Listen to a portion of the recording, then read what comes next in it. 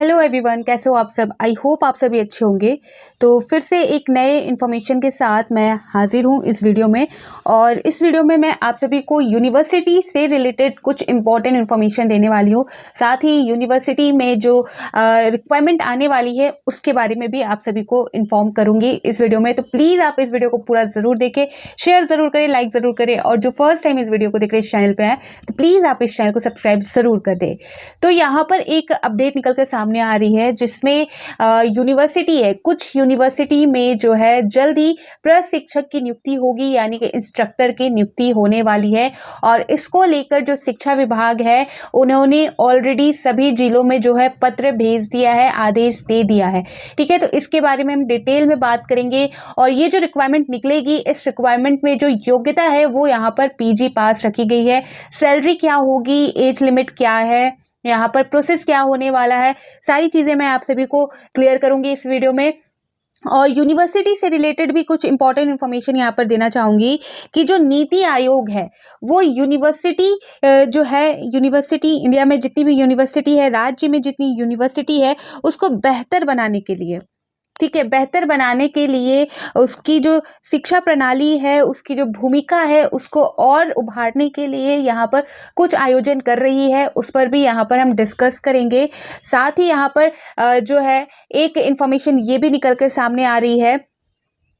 साथ ही कल supreme court ने ये कहा है कि जो नियुक्ति प्रक्रिया है, जो सरकारी नौकरियों के लिए जो नियुक्ति प्रक्रिया होती है उसमें किसी तरह की कोई भी मनमानी नहीं चलेगी, ये मौलिक अधिकारों का उल्लंघन है।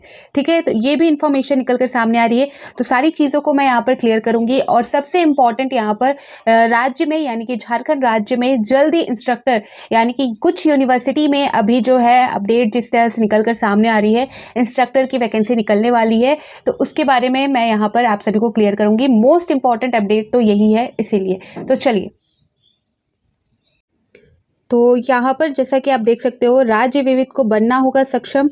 तो जैसा कि मैंने कहा कि नीति आयोग जो है वो अहम, यहाँ पर जो है उन्होंने अहम सुझाव दिया है। जो यूनिवर्सिटी है राज्य की, उनको और बेहतर बनाने के लिए उन्होंने जो है सुझाव दिया है और उस पर काम की जा रही है। उसको लेकर भी अपडेट है। राज्यों में उच्च शिक्षा के सुधार को लेकर अहम सुझाव। उच्च शिक्षा में अभी 4 करोड़ छात्रों का ही नामांकन, ठीक है, तो इसके लिए जो है फंडिंग भी हो रही है और सारी चीज़ें यहाँ पर जीडीपी की भी जो 6% खर्च करना होगा उसमें, ये सारी चीज़ें यहाँ पर निकल कर सामने आ रही है आज की इन्फॉर्मेशन के अनुसार। ठीक है, तो यहाँ पर जो नई राष्ट्रीय शिक्षा नीति है, नीति जो 2025 तक उच्च शिक्षा के संकल नामांकन अनुपात को 50% तक पहुंचाने का जो लक्ष्य दिया गया है, उनके लिए ज़रूरी है कि सभी राज्यों में विश्वविद्यालय की क्षमता और गुणवत्ता दोनों में सुधार की जाए। यानी कि यूनिवर्सिटी की जो गुणवत्ता है उसको बढ़ाने की बात की जा रही है, जिससे कि यहाँ पर अधिक से अधिक छात्र जो है नामांकन ले, यानी कि यहाँ पर दाखिला ले और अपना जो शिक्षा है वो यहाँ से ग्रहण कर सके। ठीक है, तो इन सारी चीज़ों को लेकर जो नीति आयोग है वो सारी चीज़ें यहाँ पर रख रही है, अपना सुझाव रख रही है। अब इन सारी चीज़ों पर काम होंगे, इन पर कितना खर्च होना है, क्या होना है, सारी वित्तीय जो लेखा जोखा है वो सारी चीज़ें यहाँ पर देखा जा रहा है। ठीक है, आगे यहाँ पर जैसा कि मैंने ये भी आपको बताया कि जो नियुक्तियाँ हैं, खासकर जो सरकारी नियुक्तियाँ हैं, उसे यहाँ पर उस पर मनमानी करने का जो है उस पर अधिकार नहीं है। ये जो आपके मौलिक अधिकार है उसका उल्लंघन है। यहाँ पर आप देख सकते हो संविधान के दायरे में हो सरकारी नियुक्तियाँ। यहाँ पर जो सुप्रीम कोर्ट ने सोमवार को, यानी कि कल, कहा कि सरकारी नौकरियों में मनमानी समानता के मौलिक अधिकार की जड़ तक जाती है। इसलिए नियुक्ति प्रक्रिया हमेशा निष्पक्ष और पारदर्शी और संविधान के दायरे में होनी चाहिए। अपनी इस टिप्पणी के साथ जस्टिस पंकज मित्तल और संदीप मेहता की पीठ ने झारखंड हाईकोर्ट के एक फैसले को बरकरार रखा है। शीर्ष अदालत ने यह भी कहा कि कोई भी व्यक्ति नियुक्ति के मौलिक अधिकार का दावा नहीं कर सकता, लेकिन इसका मतलब यह नहीं है कि राज्य को मनमानी तरीके से काम करने की अनुमति दी जा सकती है। 2010 में पलामू जिला प्रशासन ने विज्ञापन में निर्धारित शर्तों के अनुसार चतुर्थ श्रेणी कर्मचारियों के रोजगार के लिए एक अधिसूचना जारी की। पीठ ने कहा कि उम्मीदवारों में आवेदन आमंत्रित करने के विज्ञापन में उपलब्ध पदों की संख्या का उल्लेख नहीं किया गया था और इसलिए पारदर्शिता की कमी के कारण यह अमान्य और अवैध था। तो ये जो मामला है पलामू ज़िले में जो एक नियुक्ति प्रक्रिया हुई थी उसको लेकर हुई है, और उस प्रक्रिया में यानी कि उस कार्रवाई है उसमें जो बातें निकल कर आई, तो उन सारी चीज़ों को देखते हुए यहाँ पर सुप्रीम कोर्ट ने ये भी कहा है कि यहाँ पर राज्य सरकार जो है अपनी मनमानी नहीं कर सकती। ठीक है, तो इस तरह की इन्फॉर्मेशन यहाँ पर निकल कर सामने आई है।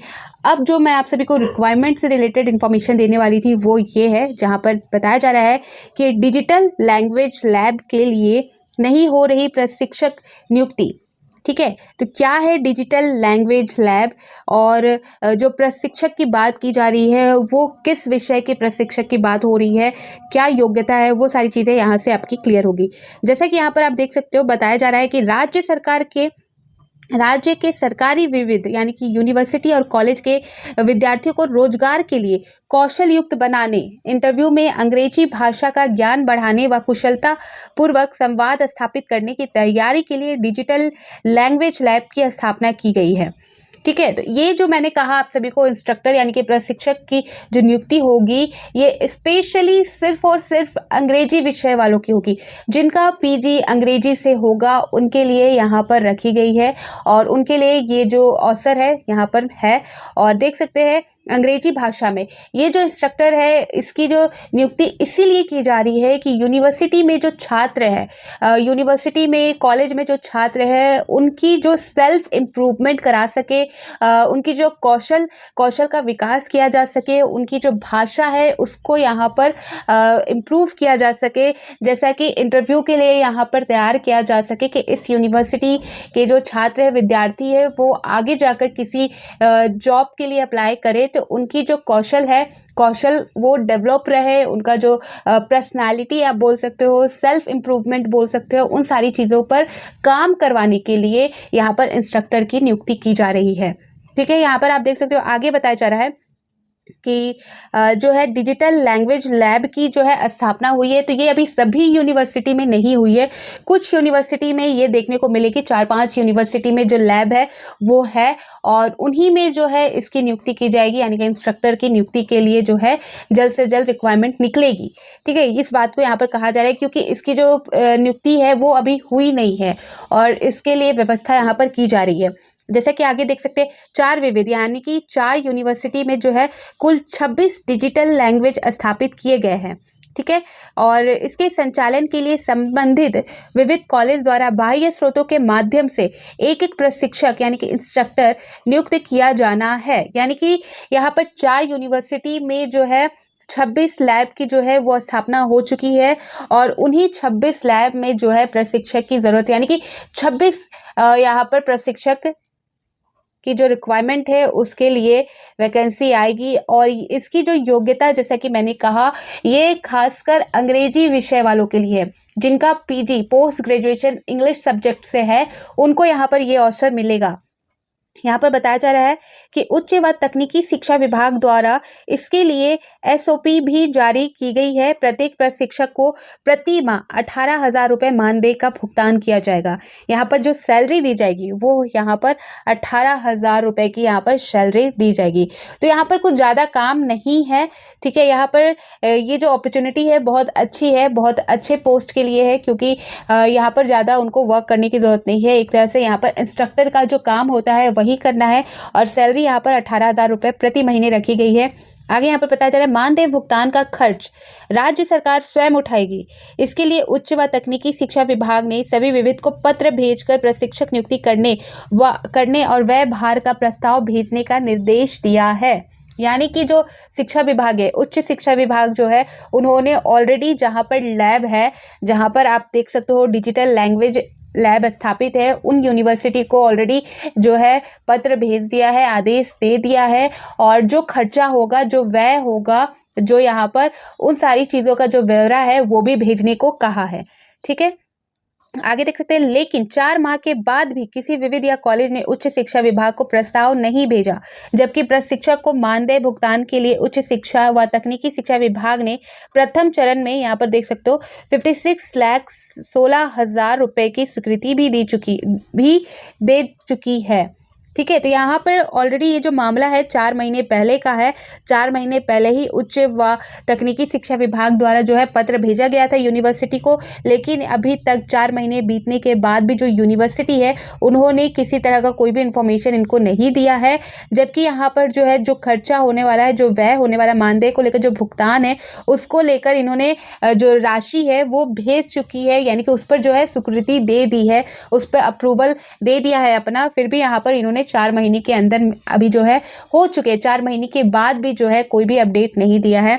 यहाँ पर बताया जा रहा है प्रशिक्षक नियुक्ति का क्या है मापदंड, तो क्या है इसकी जो रिक्वायरमेंट है उसमें क्या योग्यता है। सैलरी मैंने बता दिया 18,000 प्रति महीने दी जाएगी और जो मानदेय का भुगतान है वो राज्य सरकार खुद उठाएगी। यहाँ पर बताया जा रहा है योग्यता की बात करें तो यहाँ पर आप ध्यान दीजिएगा, यहाँ पर अंग्रेजी विषय में स्नातकोत्तर यानी कि पीजी पोस्ट ग्रेजुएशन की डिग्री कम से कम द्वितीय श्रेणी में होना, यानी कि अगर आपने अंग्रेजी सब्जेक्ट से पीजी कर रखा है और आपका भले ही वो सेकंड डिवीज़न ही क्यों ना हो, फिर भी यहाँ पर आप अप्लाई कर सकते हो। ठीक है। और साथ ही यहाँ पर बताया जा रहा है कि इसके अलावा अभ्यर्थी के पास जो है कंप्यूटर एप्लीकेशन में कम से कम 6 माह का डिप्लोमा या सर्टिफिकेट होना चाहिए, यानी कि कंप्यूटर की नॉलेज होनी चाहिए। आपने किसी कंप्यूटर कोर्स कर रखा है तो उसका सर्टिफिकेट या डिप्लोमा सर्टिफिकेट जो 6 मंथ का होता है तो वो होना चाहिए। 6 मंथ 3 मंथ का भी होता है कहीं कहीं, तो वो आपके पास होना चाहिए। यहाँ पर 6 माह का बोला है, कम से कम 6 माह का डिप्लोमा और सर्टिफिकेट भी होना चाहिए और 1 वर्ष का अनुभव भी यहाँ पर मांगा गया है। अनुभव यानी कि एक्सपीरियंस कितना है आपका, तो यहाँ पर 1 साल का एक्सपीरियंस मांगा जा रहा है। साथ ही उम्र की जो सीमा है, अधिकतम सीमा यहाँ पर बताई गई है, न्यूनतम यहाँ पर नहीं दी गई है। अधिकतम 50 वर्ष तक ही होनी चाहिए, 50 वर्ष से ज़्यादा नहीं होनी चाहिए। तो ये सारे मापदंड है इस प्रक्रिया में। और जैसे ही इस प्रक्रिया को लेकर कोई इन्फॉर्मेशन आती है या इसके लिए बहाली निकाली जाती है तो मैं आप सभी को इन्फॉर्म कर दूंगी। तो बेसिकली ये इन्फॉर्मेशन थी और जल्द से जल्द इस पर कोई इन्फॉर्मेशन आएगी। कहने का मतलब है कि एप्लीकेशन फॉर्म फिल किए जाएंगे इसको लेकर, तो यहाँ पर मैं आपको बता दूंगी। और यहाँ पर आप देख सकते हो किन किन यूनिवर्सिटी में जो ये लैब है, डिजिटल लैंग्वेज लैब, वो यहाँ पर क्लियर दिया गया है। आप देख सकते हो 4 यूनिवर्सिटी की बात की गई है। यहाँ पर आपको दिख रहा होगा 4 विविध में कुल 26 प्रशिक्षक होंगे। ठीक है। प्रति महीने यहाँ पर 18,000। और पहला तो आपका है रांची विविध यानी कि रांची यूनिवर्सिटी, पीजी अंग्रेजी और सिमडेगा कॉलेज, बीएनजे कॉलेज, सीआई व डोरंडा कॉलेज। ठीक है। विनोबा भावे में देख सकते हैं यहाँ पर जेजे कॉलेज, झुमरी तलैया, संत कोलंबा कॉलेज, यहाँ पर यूनिवर्सिटी के जो है नाम दिए गए हैं और प्लेस दिया गया है कि कहाँ पर ये यूनिवर्सिटी है। फिर एनपीयू में है ये। फिर कोल्हान यूनिवर्सिटी में, सिंधु कानून मुर्मू यूनिवर्सिटी यहाँ पर आप देख सकते हो। तो यहाँ पर जो है इन सारी यूनिवर्सिटी में जो है आपका रिक्वायरमेंट आएगा जल्द से जल्द। इन सारी चीज़ों में जो 26 प्रशिक्षक की नियुक्ति की जाएगी और उससे रिलेटेड इन्फॉर्मेशन आने वाली है। आई होप आप सभी को मेरी सारी बातें क्लियर हो गई होंगी। कोई डाउट है तो आप कमेंट सेक्शन में पूछ सकते हो। तो फिर मिलती हूँ नई अपडेट के साथ। तो बाय बाय।